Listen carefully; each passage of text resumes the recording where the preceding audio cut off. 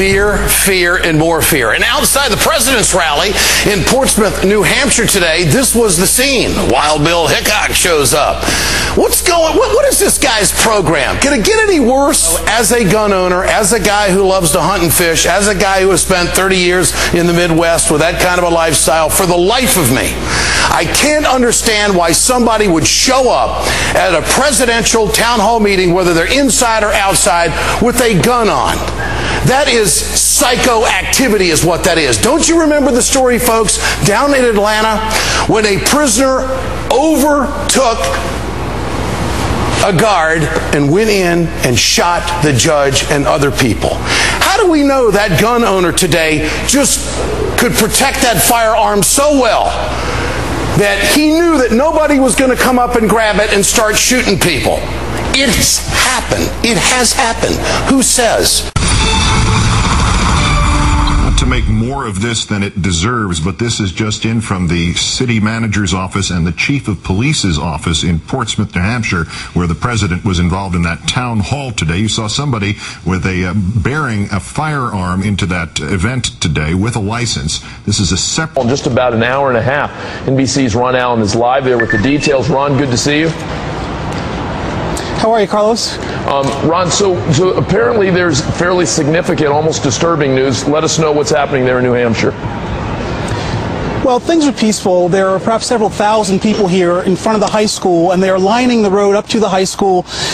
People for health care reform, for lack of a better way of describing them, on one side, people against it on the other side. Things are very, very orderly. But let me clear up one thing. There is a man in the crowd who has a gun, a handgun, strapped on his lower leg. And I asked the chief of police about this. The chief of police says that it is legal for him to have the gun as long as it is not concealed. It's a registered weapon, and what's more, the man is on private property, a church ground there at the end of the roadway, and the church has apparently given him permission to be there. The police are obviously keeping a close eye on this man, and they're not going to let him get anywhere near the president, and I suspect that he won't be here by the time the president gets here in just a couple of hours' time.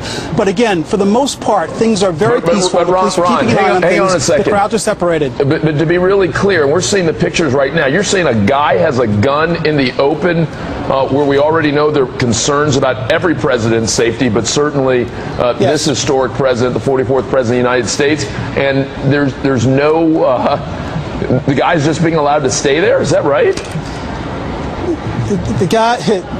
The chief of police here, I just asked him because I was amazed by this too, but apparently the law allows this man to be here as long as the gun is not concealed. It is registered to him apparently, and he's on private property, this church ground. There's a church right at the top of the roadway that leads into the high school, and the chief of police said that the church has given this man permission to be there. Now, the authorities are well aware of him. They're keeping a very close eye on him. I'm going to check back again because, of course, this is obviously something that a lot of people are going to be amazed by, but that's the way the law apparently works here in New Hampshire. I will bet you a lot of money, though, that by the time the president gets anywhere near the state of New Hampshire, that this man and this gun will be nowhere near this high school. I cannot imagine that there aren't enough lawyers in New Hampshire that can't file some kind of emergency injunction, but I'll leave that to the lawyers on the ground. Ron Allen in Portsmouth, New Hampshire, thank you. We certainly will be returning to talk to you as we get closer to the president's town hall. The president will be speaking there in just about an hour. We saw the president boarding Air Force One just moments ago. Now to today's provocative daily topic. You know, it's August. The president's poll numbers are tumbling. He's about to be greeted in New Hampshire by hundreds of protesters and one guy with a gun. So looking ahead, what's it going to take for Obama to have a successful fall? We're going to take a look at 4 potential presidential tipping points. Ari Melber is a correspondent with The Nation, joins me right now. Ari, good to see you. Good to see you. Ari, I can't even get to your tipping points until we talk for a moment about this guy with a gun in New Hampshire. We saw pictures of him, so this isn't some, mystical thing. What do you make of that? I think it's really odd. I mean, when I traveled on then Senator Obama's campaign plane, there were tremendous clearinghouse services. I mean, we would go in hours before and everything would be sniffed by dogs, and they had tremendous authority, as best I could tell being there, that the Secret Service working with local authorities to sweep to clear, to remove people. Forget holding a gun. The service would work with local authorities to tell people you're too close to the facility. The president's coming in several hours later. So this struck my ear as odd. I don't know whether the law in New Hampshire is somehow different. Gene Chatsky, I'll tell you what I think. I was disturbed when I saw President Bush in Iraq and saw a guy have enough time to take one shoe and throw it in him and then a second shoe. And I said, you know, I don't care where you stand politically. I don't want the President of the United States being in such a position that some guy has enough time to take two shoes and throw it at a point-blank range. You think about the split second that it would take to draw that weapon, and it's just incomprehensible. And when Ron Allen said, well, I'll bet you a lot of money that by the time the president gets here, that guy will be nowhere to be found, my question is, why can't we get rid of him now? And not only that, I've got to be concerned, and I think everyone's got to be concerned. I mean, yesterday I had my editorial, my daily editorial, the C-Note, and I said that I had some concern about language. I love that we're doing the town halls. I love that they're spirited. I love that people are voicing strong opinions, but I thought that in some cases we were crossing the line, and my concern was that words could turn into actions, and those actions in some cases could be violent. And I've got to worry now, when you show some guy on TV out in the open with a gun on his leg, that's going to have a ripple impact. It's not like other people aren't going to watch that and in some cases maybe model that. You've already got a situation that's polarized, as it was described. People for health care on one side of the street, people opposed on the other. It would take very little to tip that situation into a dangerous one. I think it's difficult.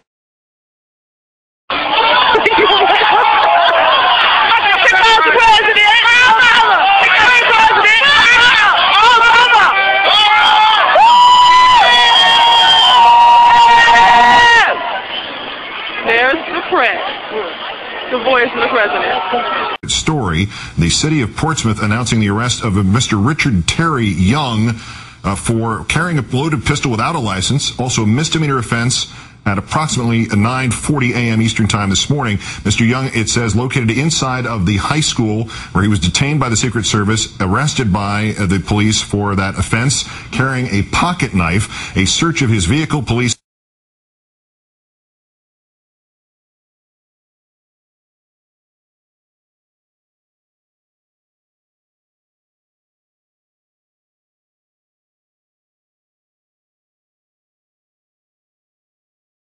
Portsmouth say parked on school property revealed a loaded gun. That is the mugshot of Richard Terry Young, arrested today. That is the basis for the second charge. In addition to those offenses, according to Portsmouth police, Richard Terry Young, is being investigated by the U.S. Secret Service for possible federal crimes resulting from the same series of events.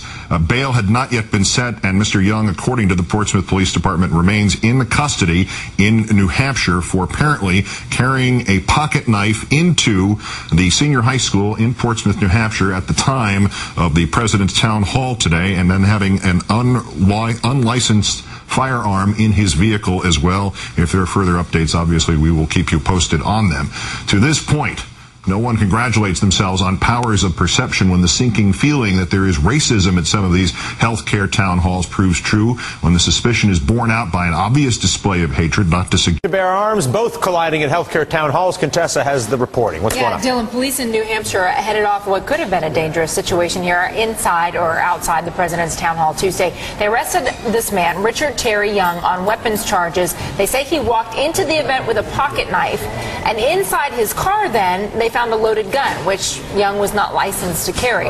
They also say he did not have a ticket to attend that town hall. No word on what, if anything, he'd been planning, but the Secret Service is now investigating as well. Another guy who grabbed a lot of headlines here in the Granite State yesterday, William Kostrick.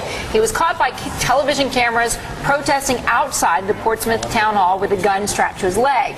The sign he carried read, "It's time to water the tree of liberty." And it added to the controversy because the sign paraphrased Thomas Jefferson's quote, "The tree of liberty must be refreshed from time to time with the blood of patriots and tyrants."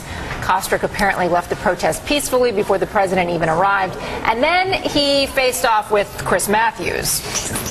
Why did you bring a loaded gun to a public meeting? Well, here in New Hampshire, I know the law. You can chew gum at church. You can do it. You can ride in on a pogo stick. There's a lot of things you're legally allowed to do. Why did you bring a gun to a meeting with the President of the United States, given the violent history of this country with regard to presidents and assassinations? Why did you bring a gun to a public event with the president? Well, you know the history of this country. If you love this country, you know its history. Well, you know we've had a problem with people with guns at presidential events. Why'd you bring a gun to an event with the president? I do know history, and the history is that our forefathers fought for the right to keep and bear armed, and they believe that every person should be armed. Everybody knows that. You brought a sign that said the tree of liberty has to be watered with the blood of tyrants, and you're carrying a goddamn gun at a presidential event. I think those things make people wonder what you're about. You got to just love that, right? I mean, Chris Matthews was not giving that guy an inch. Police asked Kostrick to move back from the school property, but they said because the gun was in plain view, he was within his legal rights to be out there with the gun strapped to his leg. And then there was this at a healthcare meet and greet in Arizona. A protester dropped a gun just a few feet from a Democratic congresswoman. Apparently, it slipped out of the holster. Police say the whole thing was an accident and that the protester, once again, was licensed to carry a concealed weapon. But with all the anger, you know, it's scary.